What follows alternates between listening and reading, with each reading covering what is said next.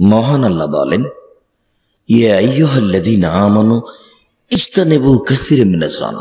পৃথিবীর মানুষ, তোমরা বেশি বেশি ধারণা করা থেকে বেঁচে থাকো।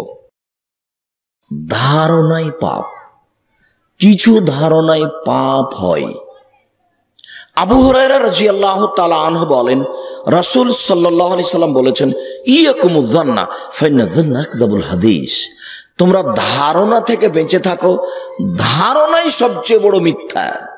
রাসূল সাল্লাল্লাহু আলাইহি সাল্লাম বলেন, আকবারুল কাবায়রা সালাসা, সবচেয়ে বড় পাপ তিনটি। এক, আল ইশরাকু বিল্লাহ, আল্লাহর সাথে শিরক করা।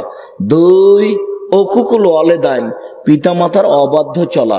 তিন, কাউলুজ জুরে, মিথ্যা কথা বলা। মিথ্যা কথা অত্র হাদিসে 3 নম্বর পাপ বলে রাসূল সাল্লাল্লাহু আলাইহি সাল্লাম বললেন। আর এই হাদিসে, বুখারী মুসলিমের এই হাদিসে আল্লাহ রাসূল বলছেন, ধারণাই সবচেয়ে বড় মিথ্যা। যার কারণে রাসূল সাল্লাল্লাহু আলাইহি সাল্লাম বলেছেন, শোনো পৃথিবীর মানুষ, তোমরা শুনে রেখো, 3 জন কোথাও গেলে 2 জন মিলে কথা বলো না, নইলে 3য় জন ভাববে আমার কথাই বলছে মনে হয়।